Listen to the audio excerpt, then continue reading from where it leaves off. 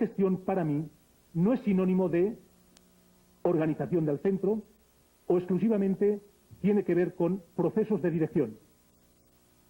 La gestión es un proceso dinámico, mucho más complejo, que voy a intentar caracterizar un poquito más ahora, que va mucho más allá de la administración material del centro o de la acción directiva. Saludarles, agradecerles la oportunidad que me brindan de compartir con ustedes este encuentro.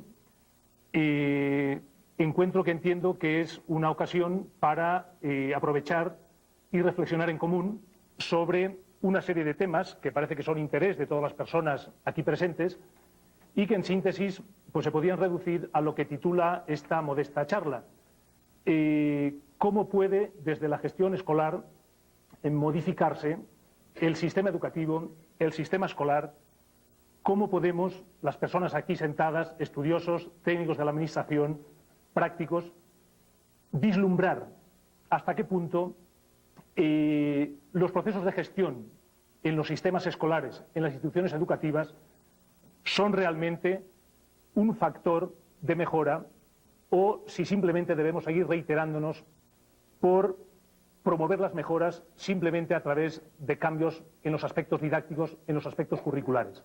El tema objeto de estudio tiene que ver, decíamos, con la gestión escolar y cómo puede, a través de ella, modificarse, transformarse los sistemas educativos con el ánimo de mejorarlos, porque eventualmente se podría transformar hacia mal o empeorándolos. Supongo que ustedes entienden como yo que cuando se habla de transformación de los sistemas educativos y de innovaciones, siempre estamos buscando cambios para mejorar.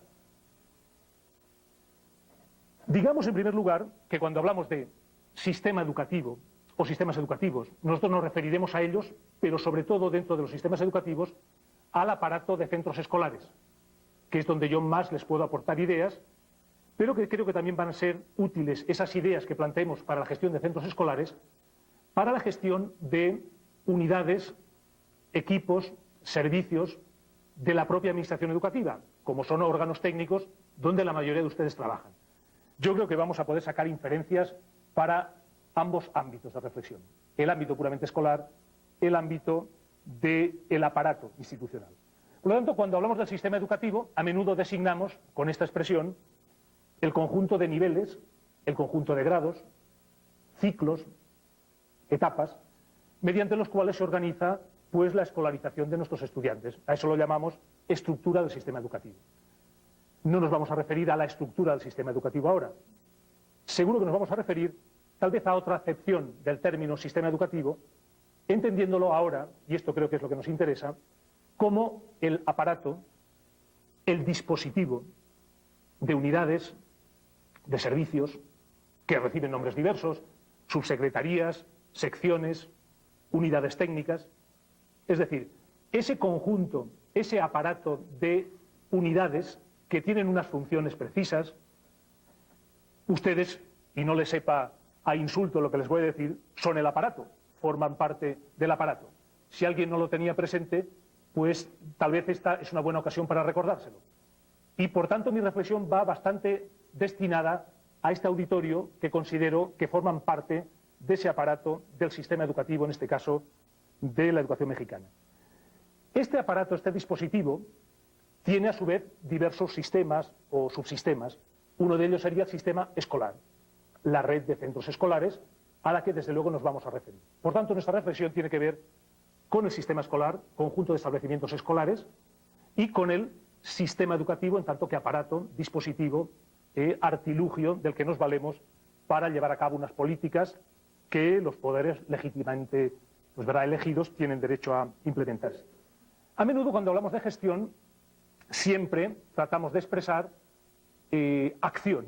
Gestionar siempre quiere decir llevar a cabo algo.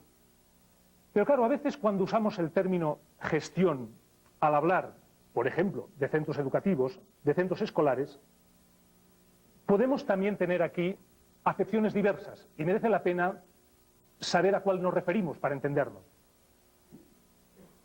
A veces el término gestión se utiliza como sinónimo de la acción y del efecto de la administración material del centro. Otra opción es la que identifica la expresión gestión escolar con las actuaciones propias de órganos de gobierno y, más expresamente, con la acción directiva. Nosotros creemos, si abogamos por una gestión participativa, por una gestión democrática, tanta gestión está haciendo un profesor que está dando clase a unos estudiantes para enseñarles la regla de Ruffini, está ayudando a gestionar la institución en el área de trabajo del currículum, como está ayudando a la gestión de la institución una profesora que está estableciendo vínculos con la asociación de padres para potenciar la colaboración.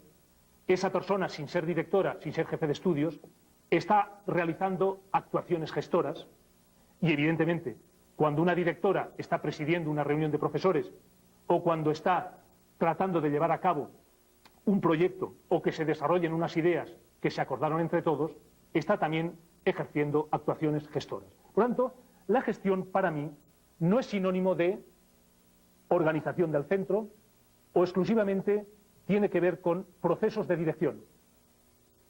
La gestión es un proceso dinámico, mucho más complejo, que voy a intentar caracterizar un poquito más ahora, que va mucho más allá de la administración material del centro o de la acción directiva. Por tanto, a esa gestión estamos llamados todos, no solo el administrador o el secretario, ni la directora que eventualmente desempeña ese rol dentro de la institución. Gestión en suma no sería sino movilizar recursos, orientar recursos, utilizar recursos en una determinada dirección en función de unos propósitos. Es decir, de unos propósitos que definimos entre todos si estamos y abogamos por una gestión autónoma del centro, como hablaremos después.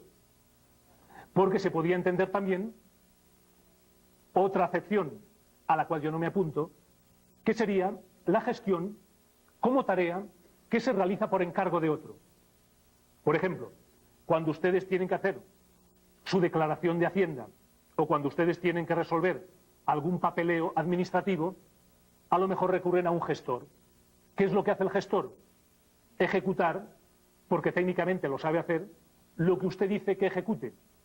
Hágame la declaración de Hacienda, resuélvame este contrato o haga el favor de hacer pues una interpelación en mi nombre delante de un juez.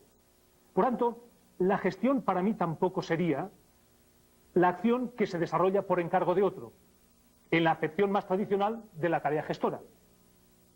Por tanto, gestión implicará intervención de estamentos diversos, padres y madres, profesores y profesoras.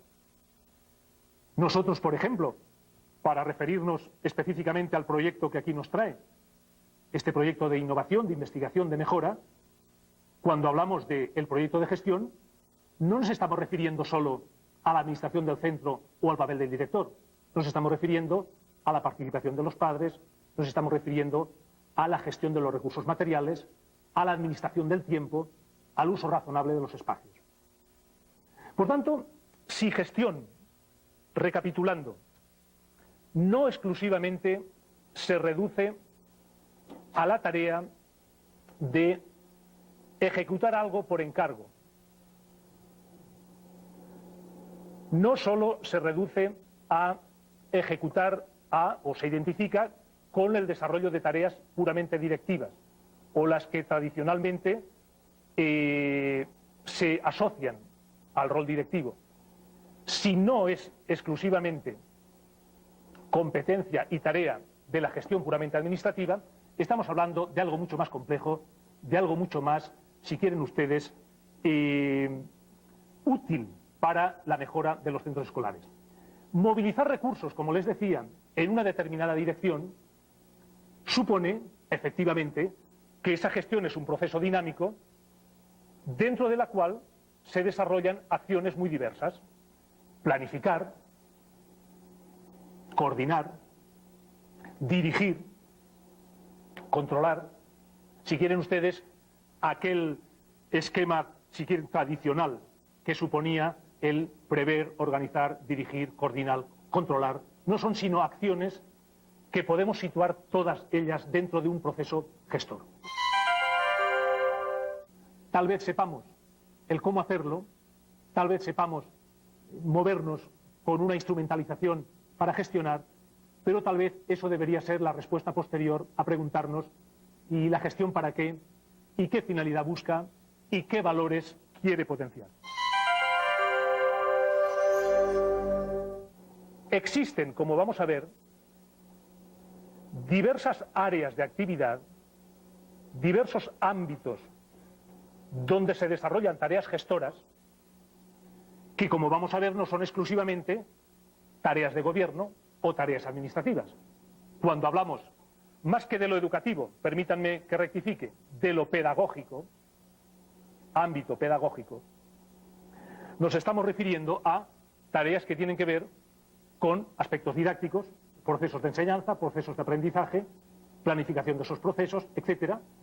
Nos estamos refiriendo a acciones organizativas, coordinación de profesores, criterios para establecer los horarios, criterios para el uso de los espacios, eso son decisiones pedagógicas, o estamos refiriéndonos a decisiones que tienen que ver, decía, con la orientación escolar, personal, profesional. A menudo resumimos diciendo que estas tres son las ciencias, no sé si son ciencias, fundamentantes de la pedagogía: didáctica, organización, orientación. Ahora bien, la gestión se puede desarrollar ayudando a que este ámbito progrese. Que este ámbito progrese, que esta área de actividad, que es la más frecuente y creo yo la más relevante en un centro escolar, se desarrolle, ya es bueno, ya es importante, pero difícilmente se va a desarrollar este ámbito pedagógico si a su vez no se desarrollan otras áreas de actividad, si a su vez otras áreas de gestión no se desarrollan y no apoyan a esta que es la fundamental, o que solemos decir de ella que es la actividad central de una institución educativa. Todas las organizaciones tienen unas actividades centrales y otras que son subsidiarias de ellas. Una empresa que produce refrescos, sabemos todos cuál es su actividad central, pero sabemos que para que esa actividad central sea posible, otras áreas de gestión deben desarrollarse: la financiera, la publicitaria, etcétera, etcétera. Nosotros trabajamos persuadidos de que la misión del centro escolar es promover aprendizajes para desarrollar las capacidades de los estudiantes y que eso lo tenemos que hacer unos adultos profesionales de la mejor forma posible. Ahora bien, para que este ámbito sea posible y se desarrolle, ponemos en marcha, a veces sin querer, a veces sin ser conscientes del todo, otras áreas de actividad o otros ámbitos de gestión, como serían el ámbito puramente administrativo. Para que los procesos pedagógicos se desarrollen, necesariamente en una institución escolar o en el aparato al que ustedes pertenecen como personas de esta secretaría, ahí se desarrollan necesariamente actuaciones que tienen que ver con uso de la información, procesos de difusión de la información, comunicación interna y externa, gestión económica, gestión contable. Alguien dirá, eso no es lo más importante, eso me gusta poco, yo soy un buen docente, a mí me gusta lo didáctico. Te digo, te felicito, pero para que lo didáctico sea factible, es necesario que este dispositivo se desarrolle. Por lo tanto, estamos apuntando aquí que no solamente vamos a gestionar un área, sino que existen otras muchas y que les voy a resumir de forma cada vez más rápida. Si yo analizo lo que pasa en un centro escolar, observo que además se desarrollan acciones que tienen que ver no tanto con lo pedagógico, no tanto con lo administrativo, sino con otro ámbito que vamos a llamar de gobierno del centro. ¿Qué aparecería en este ámbito? Pues aparecerían actuaciones como procesos de toma de decisiones, procesos de participación o no de los padres, de los estudiantes, de los profesores en el propio gobierno del centro. Aparecerían aquí actuaciones que tienen que ver con funcionamiento de los órganos de gobierno. Aparecerían aquí actuaciones que tienen que ver con la proyección externa de esa institución, sus relaciones con otros centros, con la administración educativa, con la empresa, eventualmente, ustedes dentro de la SEP, con los destinatarios de sus servicios. Es decir, otro ámbito aquí aparece susceptible de ser gestionado, y es el gobierno del centro. Bien entendido que abogamos porque este ámbito de gobierno, como decía antes, no sea exclusivo de las tareas de las personas a las que tradicionalmente les asignamos las tareas de gobernar formalmente, sino que lo abrimos en un abanico de amplio espectro, como veremos, a otros estamentos, a otras personas. ¿Qué más podemos identificar en el centro escolar? Pues actuaciones que se pueden referir a la gestión de los servicios que tengamos en el centro. Los servicios, me estoy refiriendo a prestaciones de carácter complementario, de carácter asistencial. A veces en los centros escolares se prestan servicios, pues no puramente que tienen que ver con lo curricular, sino que a lo mejor es un servicio de comedor escolar, transporte escolar, reproducción y copistería, internado. Es decir, si en una institución escolar, además de lo que son tareas tradicionales, que son las de fomentar que estos procesos se desarrollen, además tenemos servicios, aquí se amplía de nuevo el ámbito de actuación. En todo caso tenemos otra tarea añadida, que es gestionar este ámbito.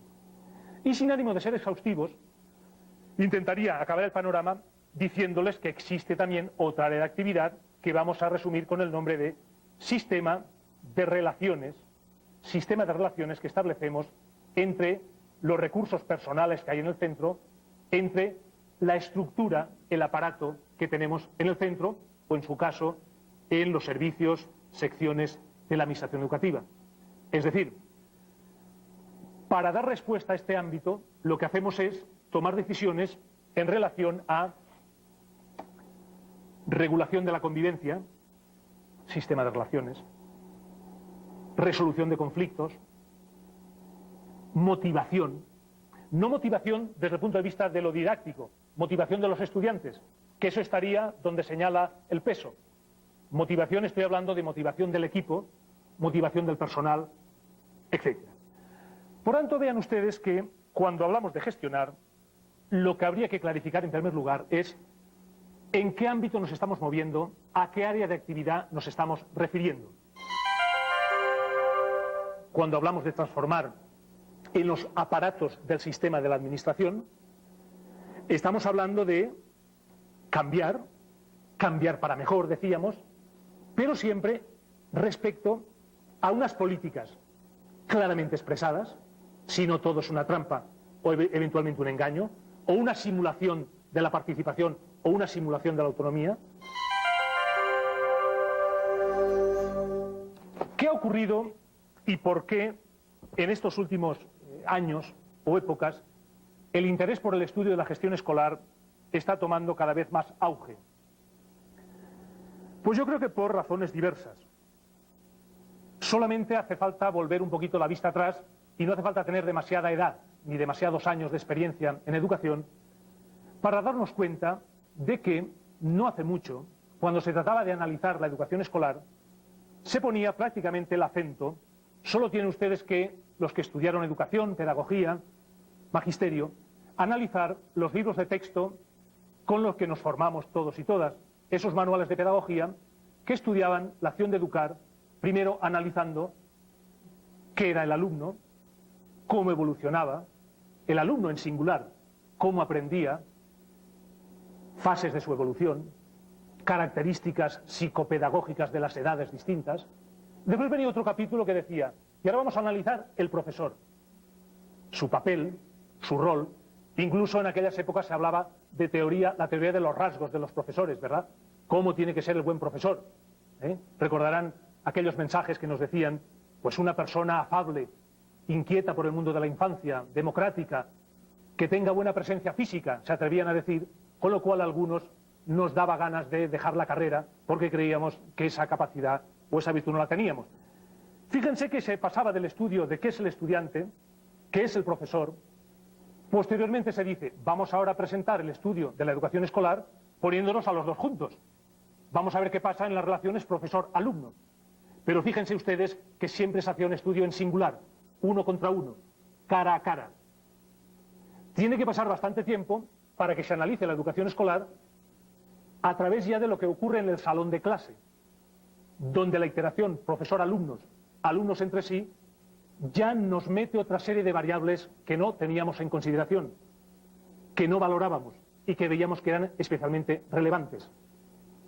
Y así sucesivamente vamos separando el ojo observador de la realidad, aumentamos el espectro de análisis y vemos que parece más pertinente entender lo que ocurre en el salón de clase si conocemos bien y mejor lo que ocurre en el centro escolar como organización. Persuadidos de que lo que ocurre en la sala de clase no tiene solo que ver con lo que decide el docente en esa sala de clase, sino con decisiones que muchas veces se han tomado previamente a las suyas y en las cuales las decisiones organizativas son determinantes. A menudo, cuando hablamos de analizar la educación escolar, solemos decir que lo primero es estudiar, decidir sobre lo didáctico, y una vez que queremos que sabemos lo que queremos conseguir de nuestros estudiantes, a menudo la reflexión es tan sencilla como esta: ¿qué quiero conseguir de mis estudiantes? ¿Cómo lo haré para conseguirlo? ¿Y cómo haré para ver si lo he conseguido o no? Esas son las tres respuestas que se plantea el profe siempre. Lo que pasa es que nosotros luego las sofisticamos de muchas maneras, pero en síntesis son estas tres las preguntas. Y luego decimos, tomadas las decisiones didácticas, vamos a ver cómo organizamos la acción didáctica. Y nos planteamos, ahora vamos a decidir sobre el agrupamiento de los estudiantes, sobre el uso del tiempo, sobre el uso de los espacios. Afortunada o lamentablemente, la realidad nos dice que las cosas funcionan al revés. Las decisiones organizativas, que parece que razonablemente deberían tomarse después de las decisiones didácticas, habitualmente están tomadas ya de antemano, y no solo las organizativas son consecuencia de las didácticas, sino que las organizativas son un condicionamiento para las didácticas. Si tratamos de dar prioridad al centro escolar, si tratamos de que el principio de subsidiariedad se dé en los centros escolares, es decir, que el protagonismo recaiga en la unidad básica donde se produce la acción, parece que tiene sentido el que nos preocupemos de la gestión institucional.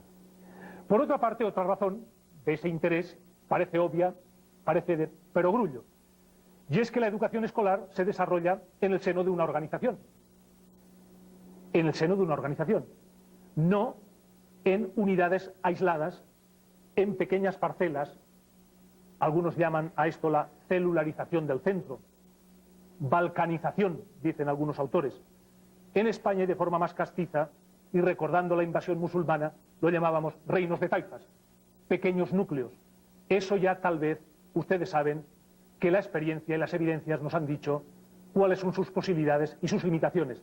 La acción individual, la concepción del centro escolar como un agregado de partes que tienen poco en común, es una solución que ya conocemos todos de sus limitaciones. Es decir, la convicción de que la educación escolar es una tarea de un colectivo de profesores, de profesoras, puesto que comparten la educación de un colectivo de estudiantes, que son alumnos de todos los profesores.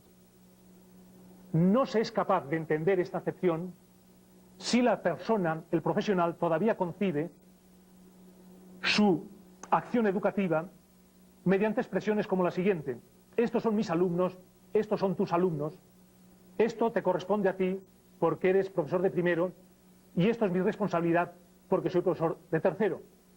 De hecho, lo que estamos haciendo es asumir durante unos años, los que dure la escolarización de nuestros estudiantes, la educación de todo un contingente de estudiantes, porque al final del proceso todos los profesores somos responsables de esa acción educativa, y la acción educativa de cada uno tiene mucho que ver y repercute en la acción educativa de los demás.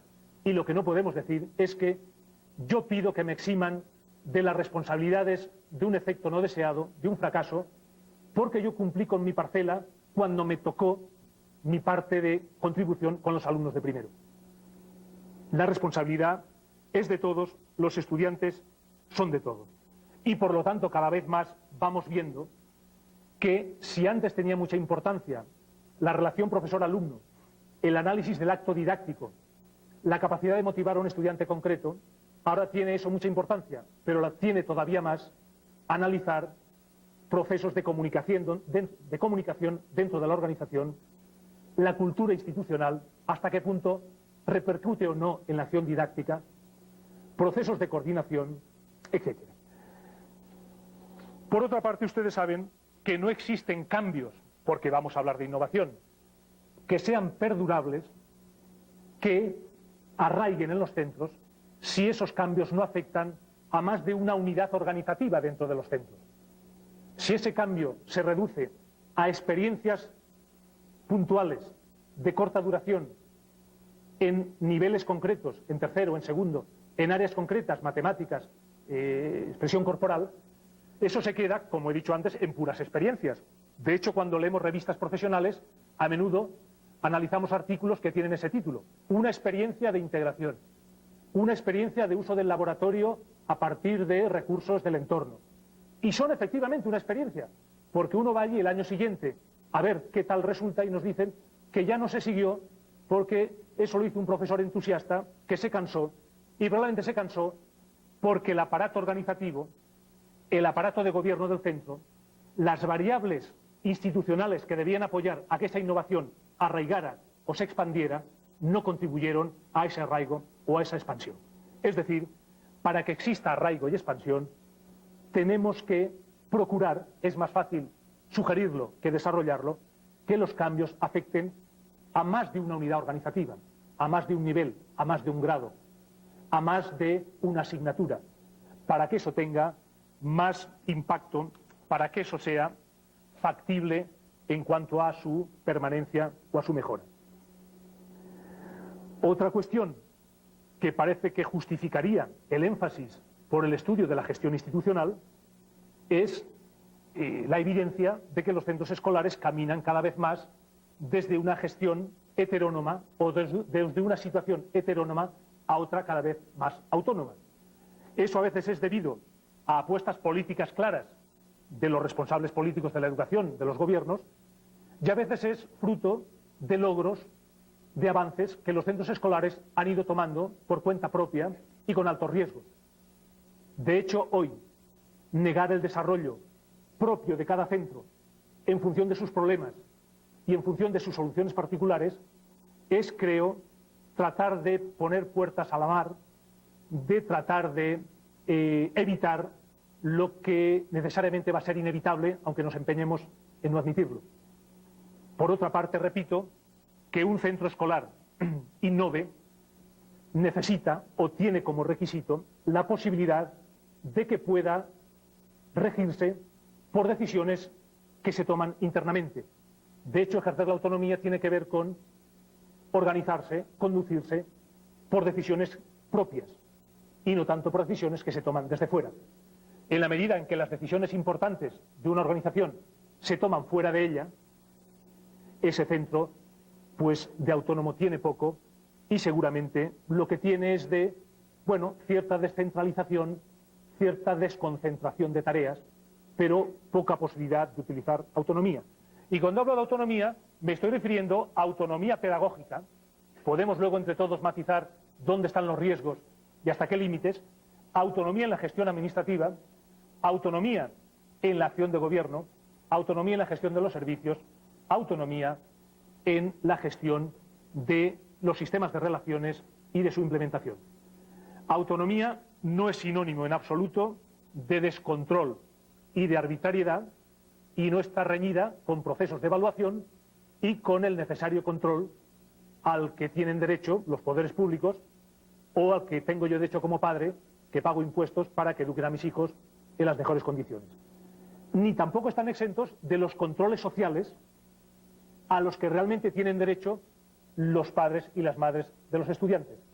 Por tanto, cuando les diga después que para desarrollar la innovación a través de la gestión, los procesos de evaluación, los procesos de diagnosis devienen compañeros inseparables en ese camino. Cuando hablamos de transformar en las instituciones escolares, cuando hablamos de transformar en los aparatos del sistema de la administración, estamos hablando de cambiar para mejor, decíamos, pero siempre respecto a unas políticas claramente expresadas, si no todo es una trampa o eventualmente un engaño, o una simulación de la participación o una simulación de la autonomía, y en función también de unos valores.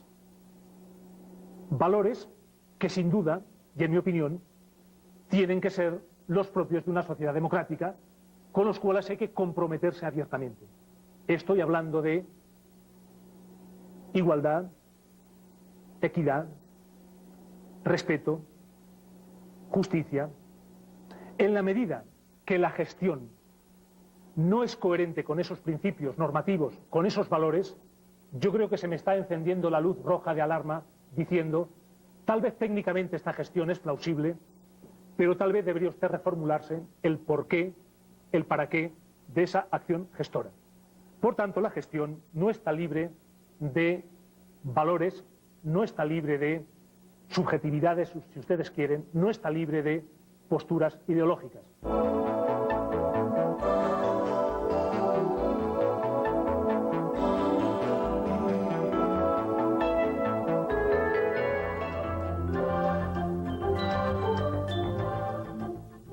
Mi modesta contribución tiene que ver pues con observar mi trabajo cotidiano, que es pues profesor universitario, que a menudo está prácticamente cada día en contacto con centros escolares, con directivos escolares, tratando de obtener evidencias de esas observaciones. El doctor Serafín Antúnez Marcos se ha desarrollado profesionalmente como profesor de educación básica en España, su país natal. Autor de múltiples artículos y libros sobre los temas relacionados con la gestión escolar y la formación de directivos escolares. Tiene a su cargo la dirección de varios proyectos de formación de directivos escolares en diferentes regiones de España. Actualmente trabaja como director adjunto del Instituto de Ciencias de la Educación de la Universidad de Barcelona, además de ser profesor de la Facultad de Pedagogía de la misma institución. Es autor de diversos libros y artículos sobre gestión escolar.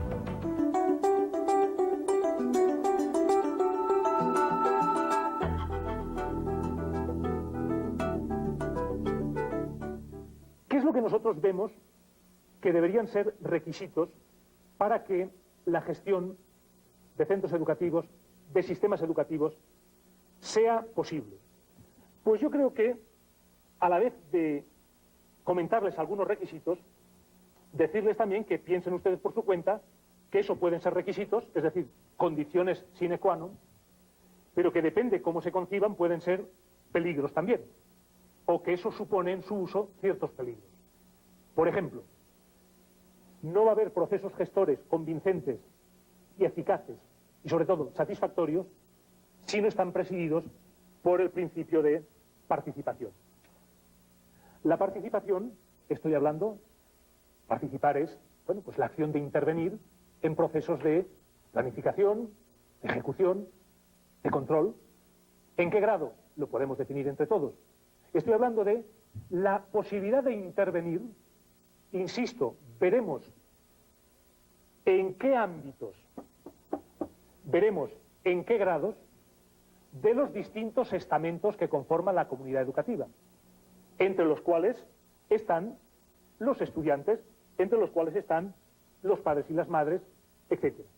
Es decir, garantizar que todo proceso gestor está presidido por el principio de participación y que esa participación, como mínimo, tiene que llegar a los niveles de información y de consulta.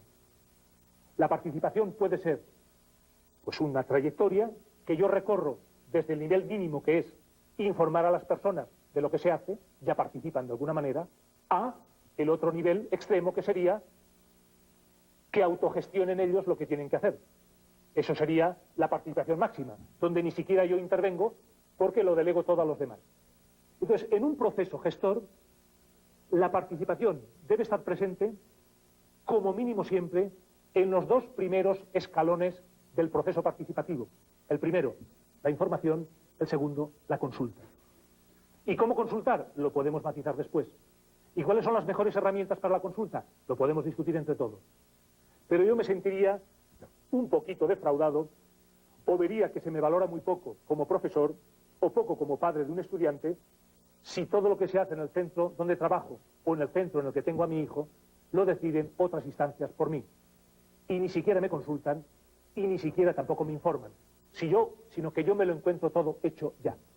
Lo mismo podrían ustedes pensar desde su parcela de trabajo en este aparato de la administración de la SEP, si achacasen a su jefe inmediato, a su responsable, de que todo lo decide él o ella sin consultarlo con ustedes. Ustedes dirían, lo que está concibiendo en mí esa persona es un gestor, pero desde aquella acepción de realizar tareas por encargo de otros, en cuya definición yo no intervengo. Por lo tanto, yo soy un puro brazo ejecutor, una pura máquina que ejecuta, en la cual, o una persona, de la cual se valora todo menos su capacidad de pensar y su capacidad de proponer ideas. En la medida en que los procesos de participación se manifiesten, vamos a conseguir algo que es fundamental, y es transparencia. Y en la medida que hay transparencia, hay confianza. Y en la medida que hay confianza, hay lo que todos buscamos, implicación en el proceso gestor. Por tanto, si el qui questionibus es implicar a personas en la gestión, eso no va a ser posible sin procesos de información, sin procesos transparentes, sin dotar de confianza a esas personas con las que pretendemos trabajar en común. El segundo sería requisito parcelas de autonomía, es decir, ir disminuyendo paulatinamente las zonas de normativa e ir aumentando paulatinamente las zonas de autonomía de los centros. Autonomía, si quieren ustedes, muy controlada, autonomía en principio tutelada y después cada vez más heterónoma, autonomía a partir del principio de parsimonia, pequeños pasos, pero difícilmente va a haber una gestión original, una gestión adecuada a los problemas que tiene cada centro, si no puede desarrollar iniciativas propias, a partir de diagnosis propias. Y lo que tiene que hacer es innovar, tal vez, a partir de lo que otros piensan por ellos. Es decir, la innovación tiene que hacerse, sobre todo, a partir de necesidades sentidas y no tanto a partir de necesidades normativas. Porque la necesidad normativa la establece otro por mí desde fuera y siempre lo hace con arreglo a un estándar con el que me compara. Yo no quiero que me compare con nadie. Yo quiero innovar mediante una gestión respecto a lo que yo necesito en relación a mi problemática, a mis condiciones, a mis restricciones. Por tanto, insisto, la autonomía como requisito. Desde luego que podíamos aquí ahora decir que una autonomía sin recursos es un puro ejercicio teatral, una autonomía sin confianza, en suma, si ustedes quieren, una autonomía que supone delegar, y delegar supone ejercitar una virtud teologal que ustedes recordarán cuando estudiaban, a lo mejor alguno lo estudia ahora, que es la fe. Delegar es un acto de fe. Y para que haya autonomía, quien cede parcelas de autonomía tiene que tener fe, es decir, confianza en las personas, en las instancias en las que delega. Autonomía, gestión autónoma, gestión eficaz sí, necesita de recursos, pero también necesita de gestión eficaz de los recursos que administramos. Y cuando hablamos de recursos, ustedes son perspicaces y habrán visto que no me estoy refiriendo o habrán intuido a más mobiliario, importante, a más dinero, importante. Me estoy refiriendo también a recursos de tipo funcional. Entre ellos, la formación. Entre ellos, el tiempo para la gestión. Yo puedo tener recursos materiales, edificio, mobiliario, material didáctico. Yo puedo tener recursos personales, profesores, administrativos, asesores, supervisores, pero si esos recursos materiales y personales no están acompañados de recursos funcionales, tiempo, formación, esos recursos no son operativos. para que las personas y los elementos materiales sean operativos, necesitan estar acompañados de esos recursos, repito, funcionales, entre los cuales la formación y el tiempo son, creo yo, los más escasos. En suma, lo que estamos diciendo es que para que haya una gestión, que deseamos autónoma, eso solo es posible mediante, decíamos, actuaciones a partir de iniciativas propias, en función de diagnosis propias, en función de recursos propios, en suma, en función de decisiones. Para que se dé lo que estamos proponiendo, se necesita entender el centro escolar, comunidad de análisis, comunidad de cambio. Se necesita que haya autonomía por parte del profesorado y poder para tomar decisiones, es decir, cambiar a veces el rol, tal vez proletario del profesor, que tiene que ejecutar lo que otros deciden por él, por otro rol en que el profesor es más activo, más responsable de sus decisiones. Tercera cuestión, y en el proyecto que nosotros trabajamos ahora y que nos trae aquí, estamos viendo bien claro, para que esa innovación se dé a partir de la gestión, eso implica procesos de toma de conciencia. Es decir, nadie va a solucionar un problema si no tiene conciencia de que existe. O otros no le hicimos ver o le ayudamos a ver a que ese problema probablemente existía. El gran descubrimiento que hacen a veces nuestros colegas, profesores y profesoras, es que tal vez creían que no había situaciones problemáticas o que no había déficit, tal vez porque fueron incapaces de detectarlo, y tal vez con un proceso de ayuda, con un proceso de aporte entre iguales, no hace falta establecer jerarquías, desde un trabajo, si quieren ustedes, de investigación en la acción, de propuestas análogas, somos capaces, a través del apoyo externo, de descubrir esos déficits, de abordarlos desde patrones de análisis más precisos. Y desde luego estamos hablando, y ya se insistió antes, de utilizar modelos de proceso, donde no importa tanto o primordialmente los resultados, el control sumativo, sino la rectificación sobre la marcha, el preguntarnos los porqués, en evaluar en suma, si entendemos que evaluar es proveernos de recursos para la intervención oportuna. Y cada vez estamos más persuadidos que en el centro escolar todos debemos participar en la gestión, pero algunas personas especialmente se deben encargar de facilitarla mediante acciones directivas. Y acciones directivas no son imponer, no son presionar con órdenes, sino acciones directivas son proporcionar recursos, coordinar actuaciones, motivar. Y esto, desde luego, no está asociado a conductas autocráticas, a caprichos, a planteamientos no democráticos. Estamos hablando de un liderazgo pedagógico, y de un liderazgo pedagógico que tiene que ser cada vez más distribuido. La idea del liderazgo distribuido es lo que nosotros quisiéramos llegar a conseguir.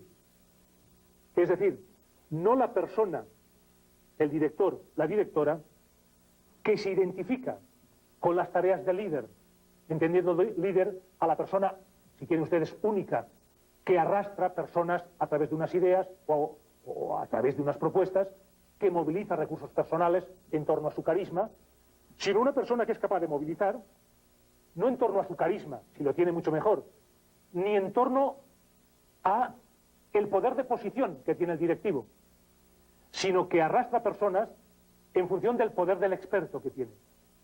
Nosotros hemos visto que para que la acción directiva sea eficaz y convincente, desde luego, el peso de la autoridad formal, por lo menos en España, sirve de bien poco. Y sí sirve mucho el arrastrar a través de la credibilidad que da el conocimiento, la competencia, la capacidad de establecer diálogos, la capacidad de crear ocasiones para establecer acuerdos. Les quiero comentar también, a caballo entre estos requisitos y acciones que tal vez sería interesante empezar a desarrollar, a manera, si quieren, de modestos consejos para que pudiesen ensayarse tanto en una institución escolar, en un establecimiento, en una escuela, como en las instancias en las que ustedes trabajan dentro del aparato de la administración educativa. Por tanto, si quieren ustedes, a caballo entre requisitos y líneas de desarrollo, líneas de acción, estarían las 8 o 10 siguientes reflexiones. La primera cuestión. Actitud de diagnosis permanente. No puede haber innovación a través de procesos de gestión ni a través de procesos puramente didácticos si no se está en continua actitud de observación. ¿Con el fin de qué? Pues ya saben ustedes, con el fin de evaluar para orientar mejores decisiones, para rectificar procesos, para tratar de forma diferente lo que es diferente. A menudo se quejan los profesores y profesoras que los que estáis en la administración educativa les tratáis de forma igual, aunque por tipología, tamaño, necesidades, laboriosidad, existen diferencias entre ellos.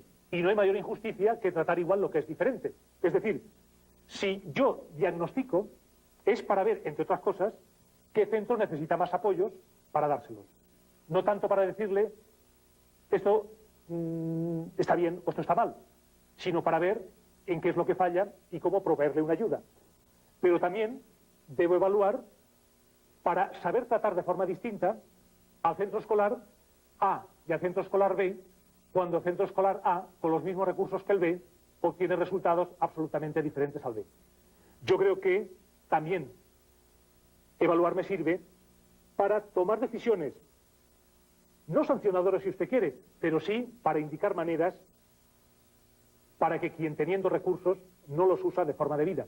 Si ustedes entienden esto, pues como una llamada al orden o como una reprimenda pues amistosa, digamos que la evaluación debe servir también para eso. Es decir, evaluación, continua actitud diagnóstica, pero desde luego considerando los contextos particulares, considerando restricciones, condiciones particulares de cada centro.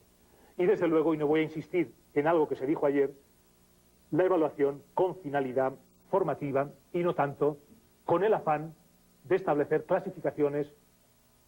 La innovación a través de procesos de gestión como los que planteábamos no va a ser posible si no está presidida por la intención, por la voluntad, por el principio de compensación de las desigualdades.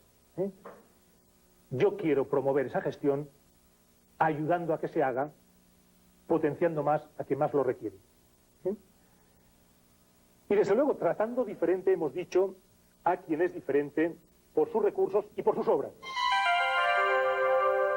Aprendamos, insisto, más de nosotros mismos y valoremos mucho más lo que sin duda en alguna ocasión habremos hecho bien. Parece que siempre estamos haciendo políticas de borrón y cuenta nueva, siempre parece que tengamos que renunciar a los antecedentes, renunciar sin duda a logros que algunos seguro que hubo. La credibilidad de una propuesta va a tener mucho que ver con la coherencia en todas las actuaciones respecto a una serie de valores. Difícilmente vamos a ser creíbles si nuestras actuaciones son contradictorias porque queremos meter en nuestras prácticas valores que son contradictorios. Nos vamos a hacer poco creíbles, la innovación va a ser poco posible. Y después les decía también coherencia y concurrencia de las actuaciones. Para que haya innovación, para que haya cambio a través de la gestión, hay que poner en marcha acciones que necesariamente se van a referir a todos los ámbitos de la gestión, porque entre sí repercuten. Acciones concurrentes en ámbitos distintos, desde distintas instancias. A mí no se me ocurre un proceso de innovación en una zona en el que solo impacte el supervisor y los directivos escolares no lo hagan, o en el que solo impactan las autoridades del Estado y el supervisor no lo hace y desde la SEP no se hace. Seguramente ese proceso va a ser más factible y más creíble cuando hay concurrencia de actuaciones. ¿De actuaciones de qué tipo? En la capacitación, en la formación inicial, en la dotación de recursos. Para que exista ese cambio, ciertas cuestiones que nos parecen intocables hay que atreverse a tocarlas. Y yo les decía, en ese sentido, que tal vez ciertos cambios culturales que nos puedan parecer dolorosos, en cuanto a que van a tener un alto coste, coste en tiempo, coste en vida afectiva, coste en imagen, a lo mejor es imprescindible abordarlos.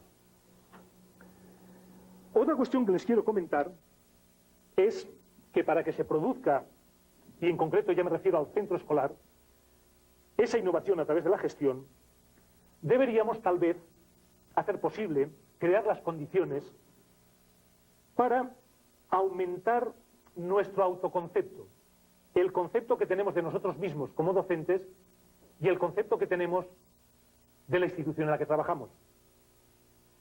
A menudo hay profesionales que se jactan y se sienten orgullosos de trabajar en tal o cual empresa, en tal o cual institución, o de pertenecer como asociado a tal club de fútbol del que se sienten orgullosos.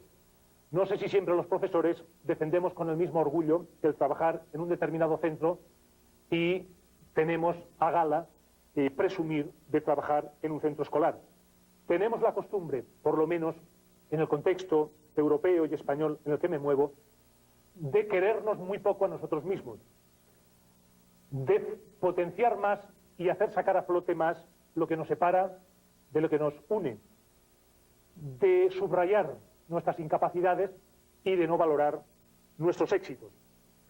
En suma, una gestión como la que proponemos debe hacerse a través de unas condiciones entre las cuales el quitarnos de encima el complejo de inferioridad debiera ser una finalidad.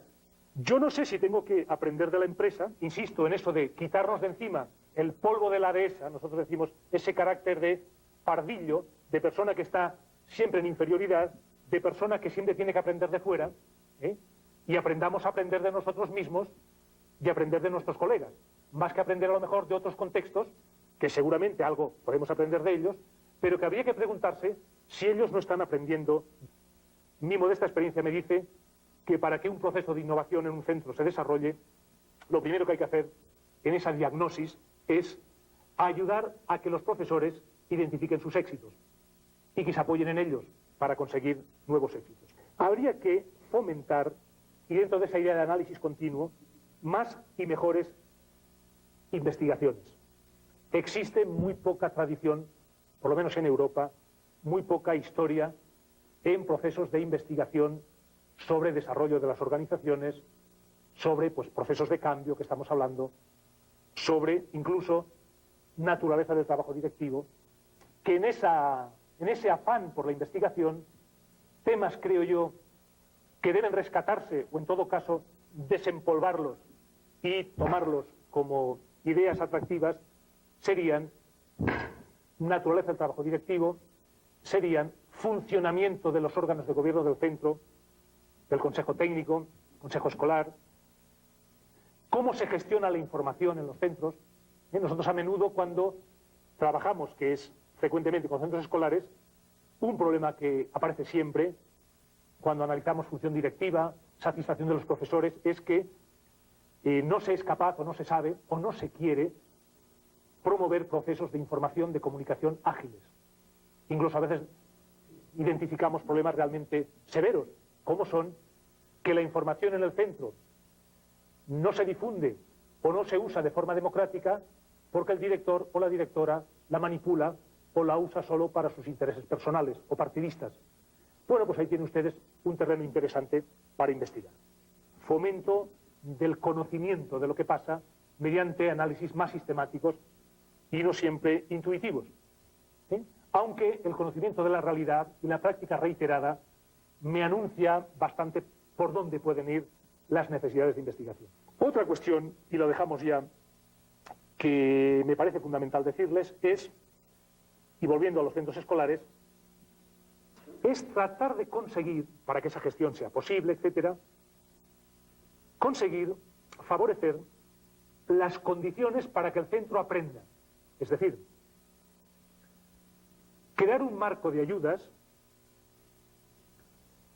para que el centro pueda cambiar, en principio, con ayuda y después por sí mismo, Si quieren ustedes, podríamos hacer una analogía a los procesos de aprendizaje de una persona. Y si quieren ustedes, de procesos que tienen que ver con enfoques constructivistas. Es decir, un centro aprende por sí mismo si tiene unas condiciones como son, desde luego, actitud favorable para aprender, disposición favorable para cambiar. Y ustedes saben que la actitud favorable de un estudiante o la disposición activa para aprender no depende únicamente de los conocimientos que trae, sino que dependen muchísimo del clima que hay allí en el aula, del ambiente de trabajo, del autoconcepto que tenga ese estudiante, de cómo ve que lo valora su profesor o profesora.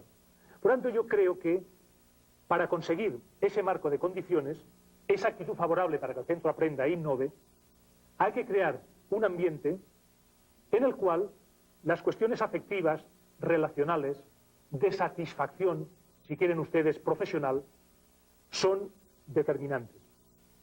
Desde luego, para ayudar a que un centro aprenda, hay que conocer hasta dónde ha aprendido, conocer su zona de desarrollo próximo, qué hizo hasta ahora, hasta dónde fue capaz de llegar. Y a partir de ese lugar es donde habrá que proporcionarle la ayuda en función de dónde está y en función de por qué no llegó hacia más adelante o más atrás. Decíamos la ayuda oportuna, ni antes ni después.